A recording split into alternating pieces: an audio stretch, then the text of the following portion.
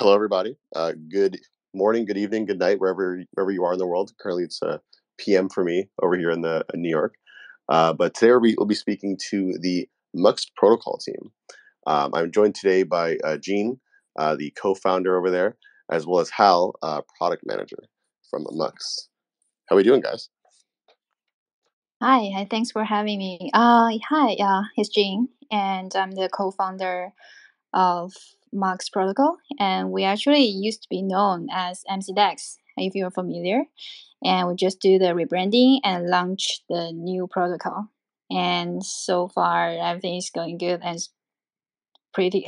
super excited to discuss here. Yeah, and hey everyone, it's Hao here, and I'm the product manager at the MUX Protocol, and pleasure to be here. Yeah, totally. And it's funny. I know we're going to get into it a little bit later, but MCDEX was definitely one of the first teams I actually remember interacting with you guys, like way back, like over a year ago now when I first joined Arbitrum, actually. So it's pretty cool to kind of come full circle here.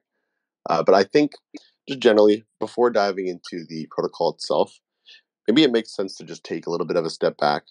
So maybe we can kind of address the current landscape of leverage trading generally.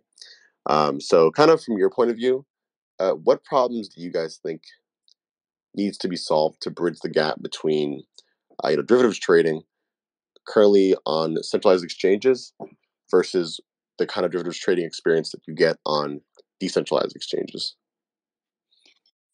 Yeah, for sure. Actually, we have been like building in the space of derivative for I think more than 3 years, and this question has been like hover around for in the past period of time, and I think like there are definitely several questions, several reasons for that. And the first of all, we will have to address, I think, is the liquidity.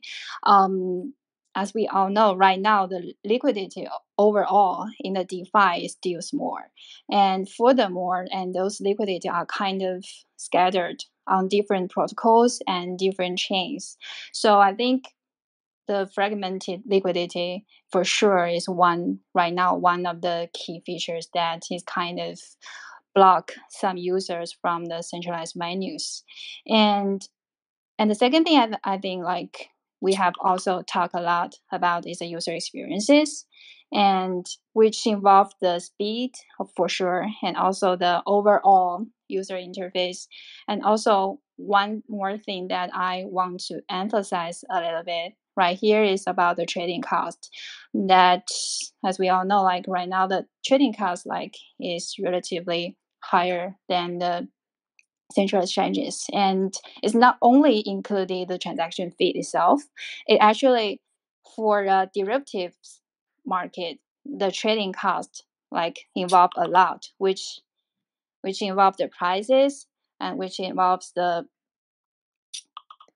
which sorry, I should mute my yeah yeah, the prices and etc. Yes, it's like working time for me. Sorry. And yeah, so I think the trading cost right now is one of the things that concerns a lot for the users.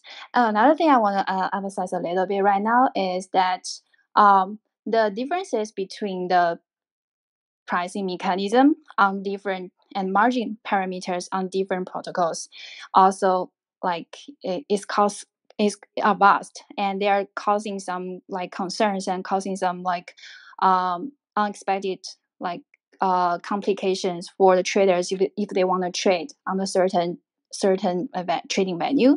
So yeah, overall I think these all kinds of use not so friendly user experiences is definitely one of the reasons that I think is kind of block those users.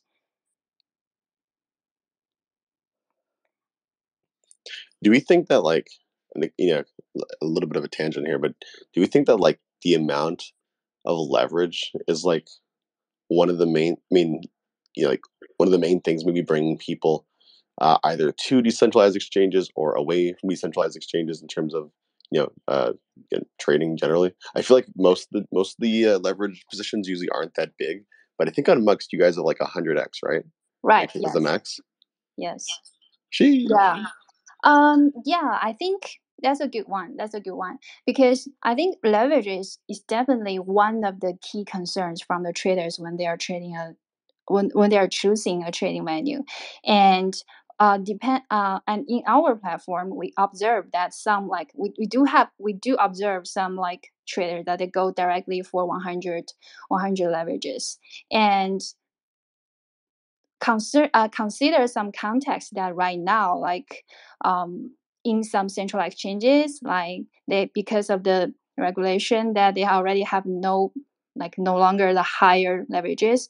So for the DeFi space, that we do think that the decentralized exchanges with a higher leverage, that is an opportunity actually for us or for other protocols that with a higher leverage that kind of can attract those kind of high risk preference traders to onboard them. Yes, and we're definitely, to be clear, I think, feel free to use these levels of leverage, as up to the point where you think you can handle it. Right, yeah, it's pretty risky. Yes, exactly. So I think on that note, then maybe we can kind of touch on just that. Then what you mentioned earlier here, but you guys used to be MCDEX. I guess the main question here is why the change in branding, and did anything else change alongside that, like in terms of like protocol wise or like project wise itself, besides the branding? I mean. Yeah. Actually, the general idea behind the rebranding thing is that we hope the new version protocol and the branding name can perfectly match each other. Because like in the past 3 years, we have been continuously building and shipping. So for the new protocol, besides that we have been continuously working on improving the trading experiences, we also put a lot of effort on the liquidity side. For example, that we have introduced a concept called universal liquidity, which means that we kind of unify the liquidity that is right now fragmented in different chains. For example, the traders on the Arbitrum can enjoy the liquidity of Avalanche. So this is something that we kind of have a novel approach here to solve the problem that I mentioned earlier about the liquidity. And we also introduced another concept called the liquidity multiplexing, which is that the MUX LP not only is providing liquidity for the leverage trading on our protocol, but also the idle assets is doing some yield farming on the third party DEX like Curve, etc. So this is kind of to improve the capital efficiency that because especially in the bear market, that there might be some idle asset just in the LP pool, just lying there and doing nothing. So we kind of introduce this mechanism to maximize the profit of LP.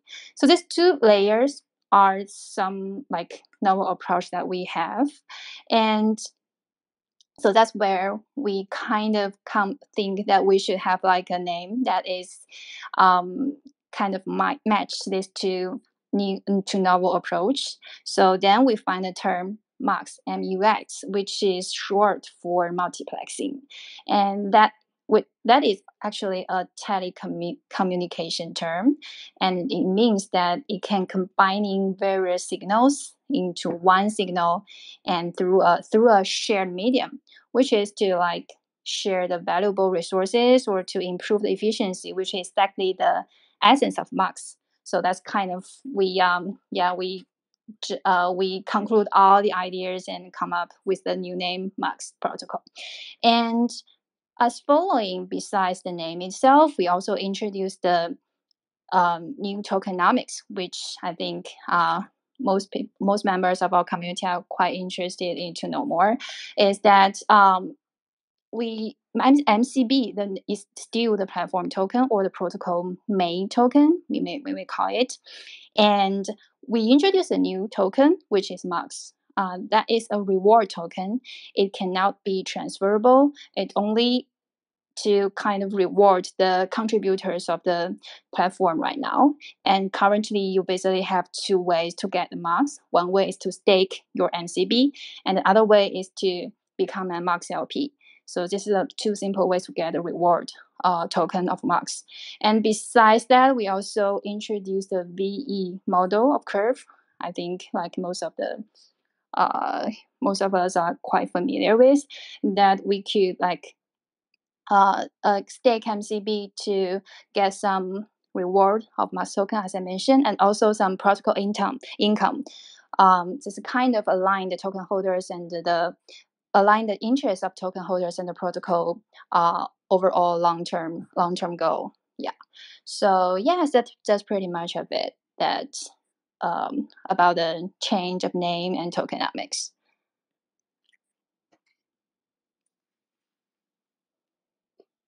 That's really cool. I think actually I'd love to dive a little bit deeper actually into primarily the two first things you mentioned there. Mm-hmm. And just to kind of start off with saying that it's really nice to see that with your rebrand, one of the main focuses was to make MUX now a more like ecosystem focused project versus kind of you guys building in your own kind of siloed box Mm-hmm. in a way. And in this case, maybe we can talk about like the second thing you mentioned actually, because maybe it plays a little bit better. But like you mentioned, like that there are efficiencies that you get from plugging in idle assets into third party products like Curve or any other pools, so people can get yield even if the MUX protocol itself isn't using it, which is really cool because that's not obviously possible in traditional finance, right? That's like something that's really, really just unique to crypto.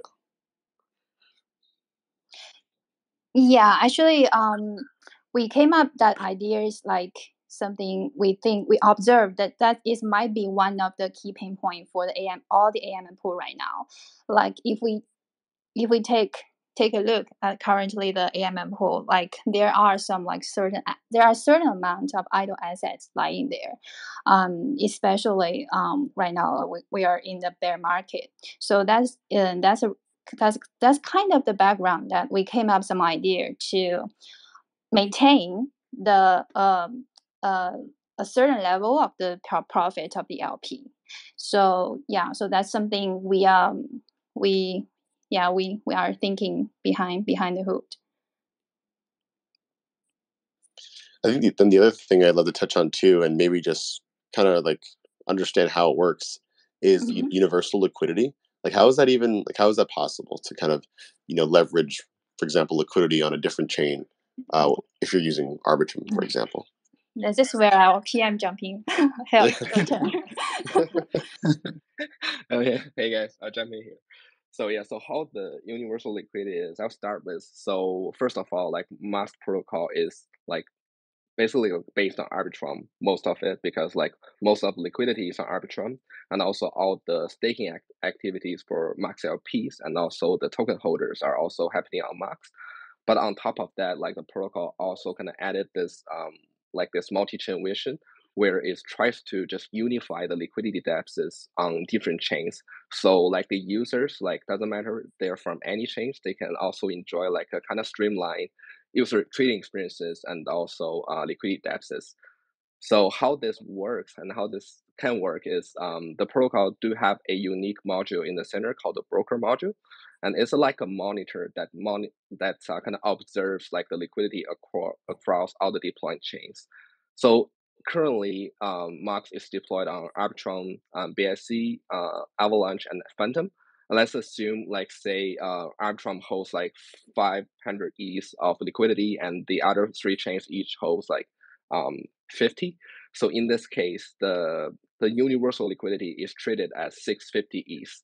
And in this case, doesn't matter the user from any chain place the order, like the total liquidity they can use like for long position at this moment will be the 650 ETH. And in this entire process, the liquidity is not actually moved. Like when the user place position and take profit, they will just take profits from the available liquidity that's on that chain. But in the case, if that chain, like the reserve liquidity on that chain is not able to afford the user's profits, then the user will redeem a ton of like a redeemable token or like a chip token. In this case, they can transfer this chip token maybe to Arbitrum and then redeem their profits. So yeah, it's kind of how this works in a simple sense. Interesting. Okay, hold on. Let me just try to make sense of this real quick. I'm going to use a silly analogy, but I think it may work. Yeah.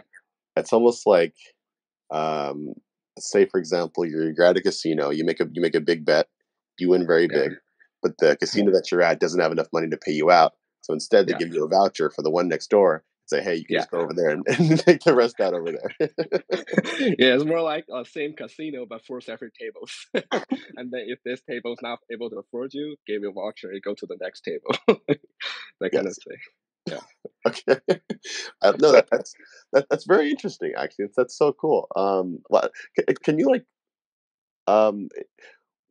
what? Okay, so why choose that type of design specifically? Like, is it were there any other ways you guys found to maybe like have the universal liquidity work? And if so, like, why choose this way, versus the other ways? I mean, one of the major like thinkings behind this, like first of all, is about like asset safety, right? Because if we were thinking like if we can maybe really just bridge the assets around different chains and then becoming that type of universal liquidity, but in that sense, like we all know like how not. I mean, maybe that's not correct, but like bridging services, they're just like it's like still like a dark forest. So there's like potential risks and for the assets, especially for users' assets. So in this sense, we were just exploring a way that if we can make like unify liquidity without actually moving things around, and that's when we got the idea, maybe having this middleman or say this middle boat in the center to help to execute like the orders like from the user place on the front end, and then also filling it on chain, and also in the middle of it, like get the prices and then get the correct liquidity statuses. That's kind of the context behind this design.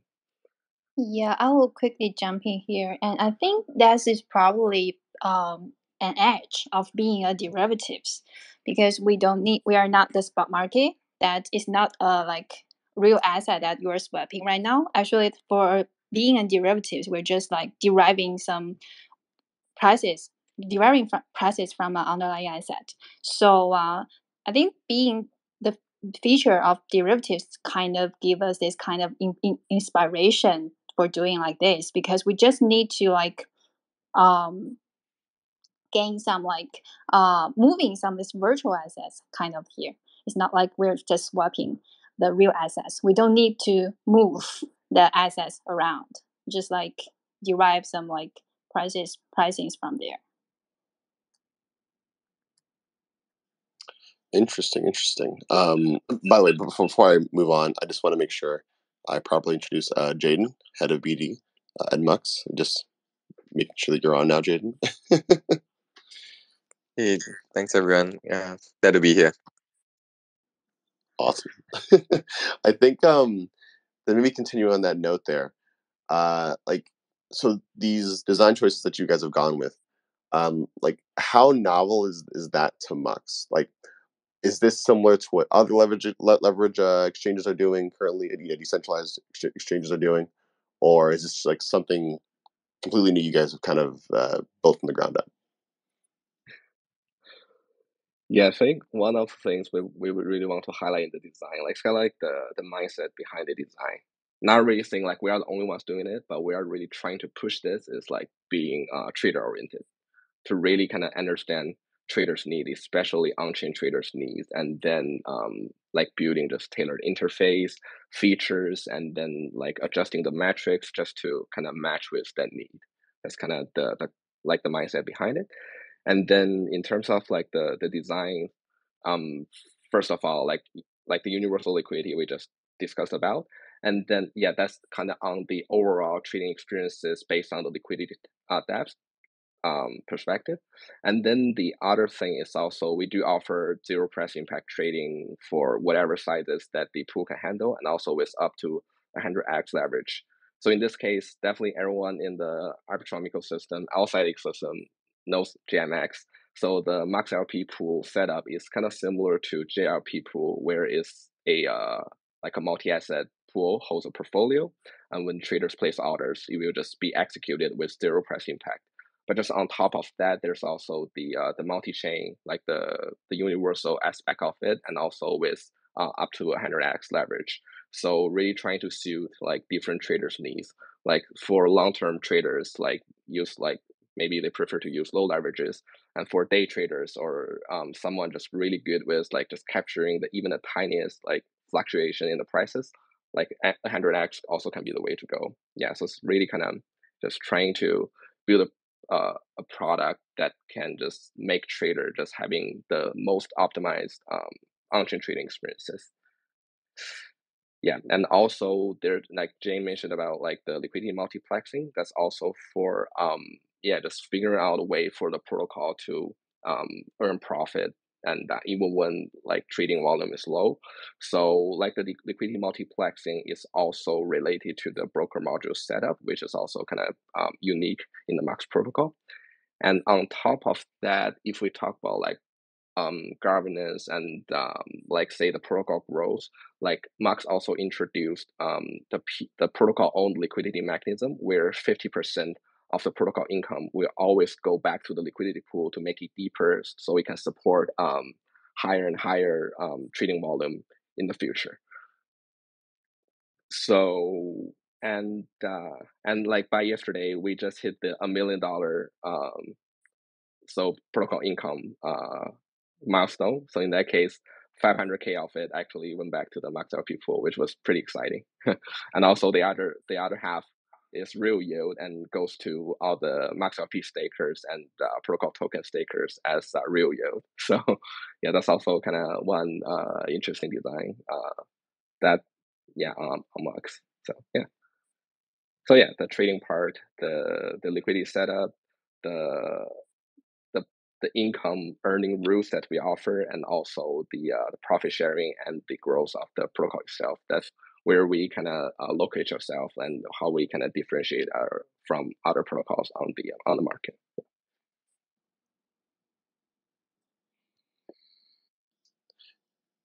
And if I may add, I think something else that also, I don't know why, I guess I never really questioned until now, is like, I guess the question is twofold, right? How is it that, just generally, I guess, these decentralized leverage exchanges are able to support higher amounts of leverage versus centralized ones? And maybe part of the same question there is like, what determines the limit of how high you can go for a leverage position? As in, like, why is 100x the limit for MUX when maybe it could be 200x or 300x or something? Obviously, it's more risky. Yeah, I know that, but I mean, like, is there like what's limiting that? I guess is the question. Yeah, I think personally, I think three parts. One is like again liquidity depth, like how high the position size that a protocol can handle. That's one part. And then the second one is also about like the pricing, and then like there's like the explicit pricing, and there's trading cost, and then there's also the implicit cost like max leverage and also maintenance margin, liquidation fees, and liquidation threshold. So when it comes to a position, say with 200x like position, like with the liquidation threshold, like even with like maybe like a 0.5% price fluctuation, or say even like a 0.25%, it will get liquidated. So the experiences won't be that good for traders. But if the protocol try to really lower that threshold to meet the trader's need, then the protocol itself becomes very risky, and then the LP will possibly like take a lot of hits. So it's all about like kind of finding that sweet spot, like to keep the balance between like protocol risks and also like trading experiences. And I think that's like what I think that's also I'm assuming a lot of like centralized exchanges they're thinking behind their design as well because there are exchanges that offers up to 100x, but not a lot offers like over 100x, right? I wonder if there's anyone that actually uses 100x regularly and actually is, still around. On MUX, like we did, we did, not we do, but we did. There were traders and just super good with like I have to be honest, super good with like just trading with that 1% fluctuation and it's like yeah, pretty insane.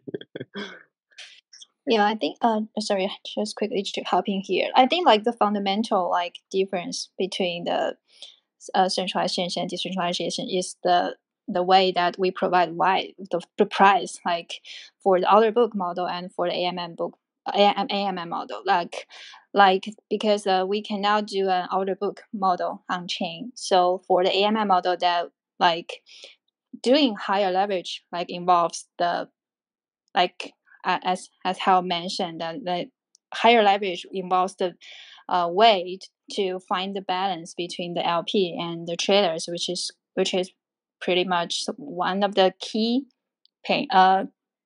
key features or key design I think during the design of the leverage trading protocol. So yeah, so I guess that's the reason why I guess that's the key why like right now like some protocols are kind of going much higher and some are lower because this is kind of a novel AMM design.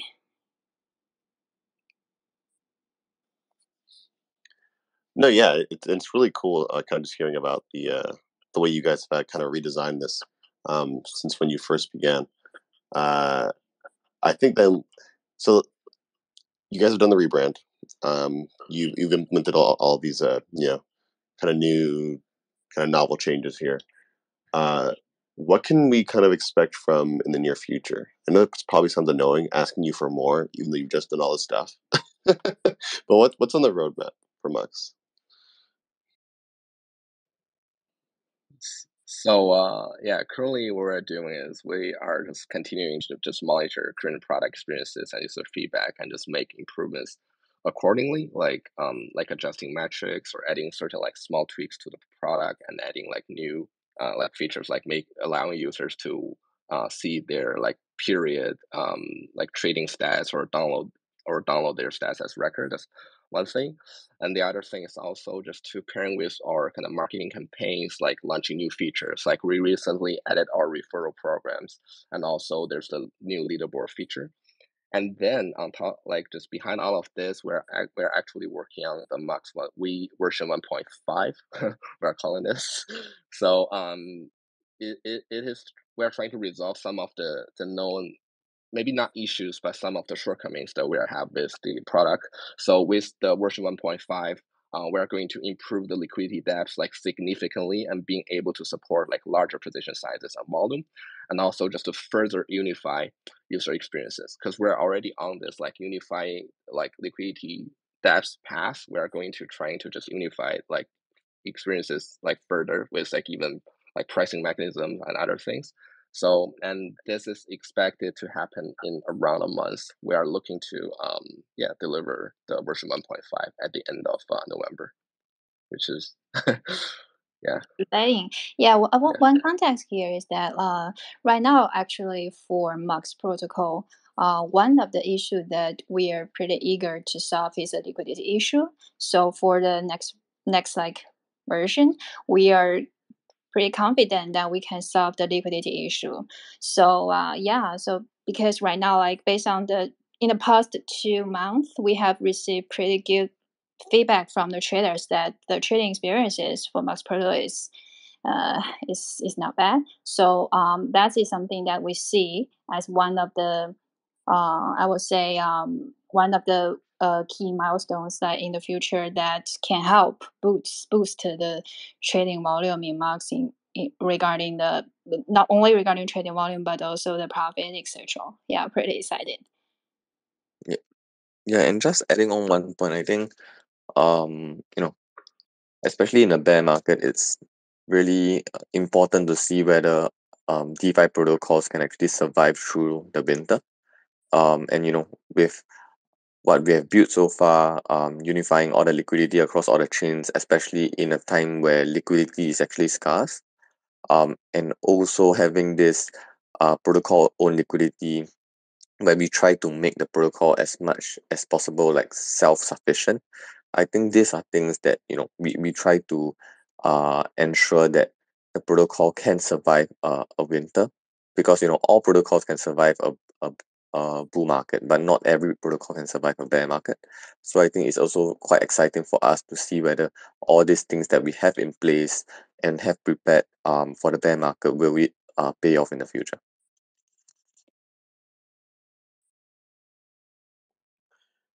Definitely well said on that last point as well. Did you guys also have any? Should have asked before, like any kind of plans on, like partner integrations or like collabing with any other ecosystem projects?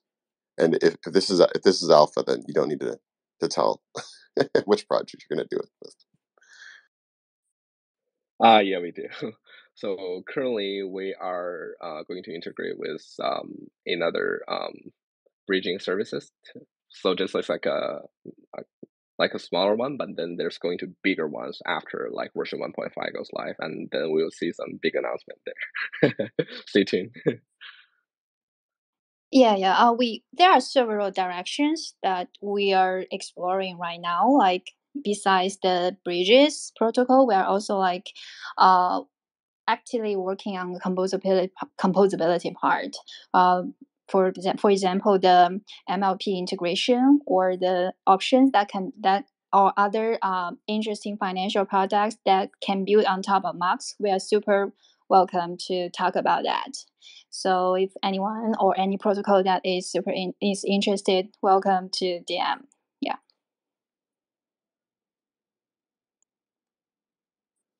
I love that. Yes, I think that truly is like the bread and butter of this ecosystem. I always say it, but and I never get tired of saying it, so I'll say it again.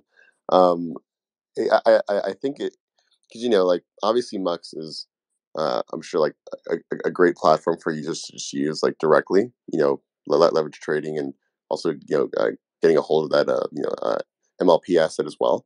Um, but I think like protocols really do unlock so much more like usability and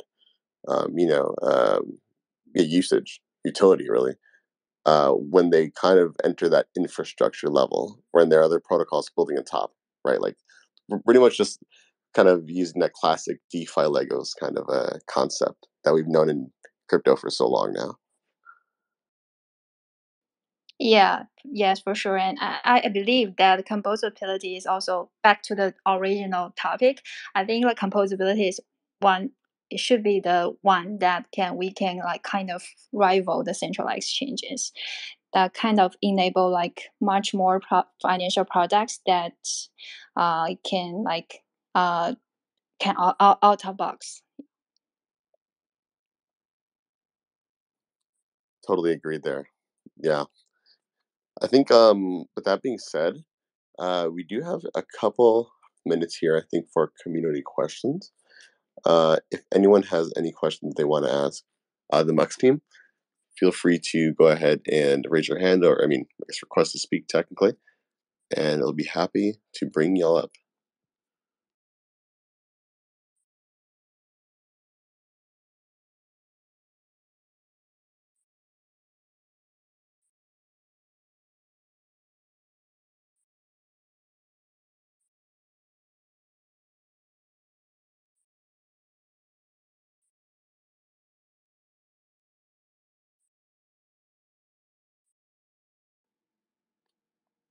All right, we're bringing up Olu Travels.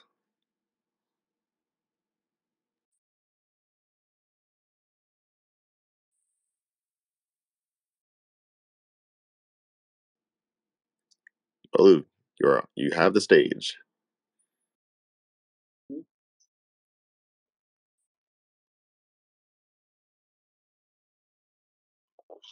think you may need to speak up a little bit, Olu.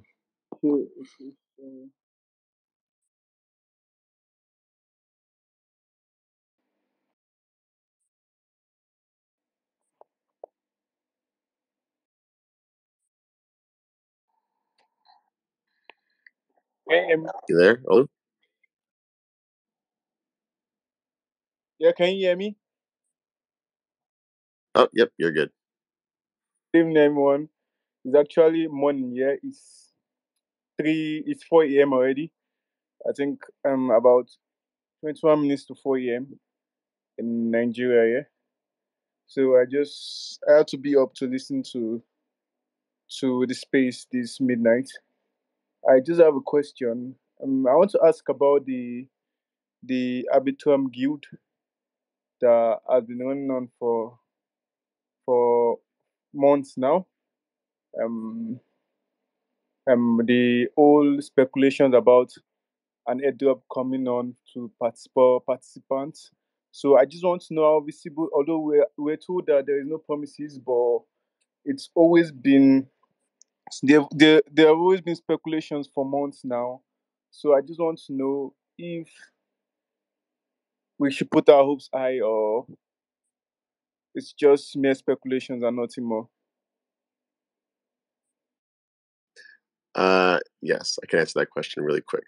But if you have a question for Mux, I prefer you ask that after this. It's definitely speculation. Just letting you know. And you should definitely go to sleep, by the way, if it's 4 a.m. where you're at. Yeah, it's 4 a.m. Okay, yeah. Thanks for coming up, Olu. But yes, it is definitely speculation. Okay, thank you very much. That was all. Thank you. Thank you very much.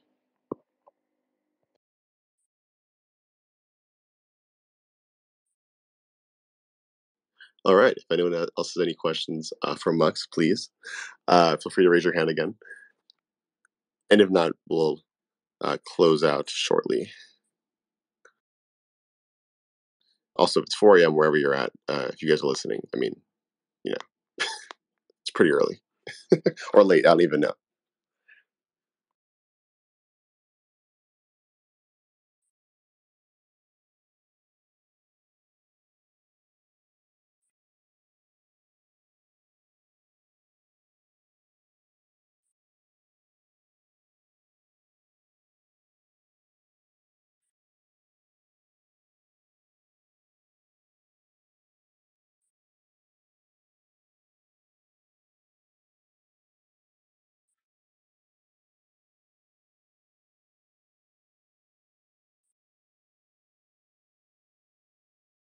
Okay. We are bringing on. Oh, maybe not.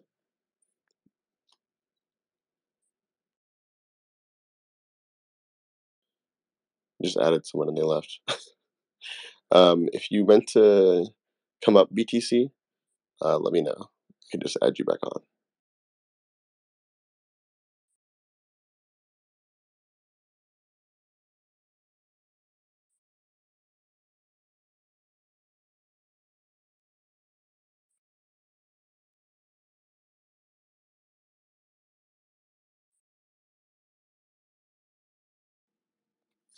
I think with that, though, we can probably close out just in case. If anyone does have any questions for the Mux team, you can definitely ask them afterwards. But I think appropriate question here. For those who do actually want to get in touch with you guys or want to join the Mux community and participate either on the protocol itself or maybe, who knows, contribute to it, what would be the best way for them to do that? I think there are a couple of ways that you can reach out to MUX Twitter with the Twitter handle is MUX protocol, or you can DM me. It's Jean _MUX, and or you can join our Discord. It's in the bio of our Twitter page. Yeah, welcome to join our community, and feel free to ask any question if you have. And of course, make sure not to wreck yourself.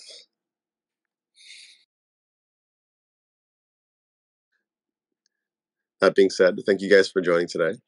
Thank you. Thank you, Hunter. Thank you, everyone. Yes. And Thanks, for those who Hunter. joined late, go for it. Sorry. Yeah, thanks, everyone. Yeah, so no worries if you joined late, by the way. This AMA was recorded, so you'll be able to listen to it back. as well. Yeah, thank you guys for coming on today. Appreciate you guys. We'll look forward to seeing what MUX brings. Thank you.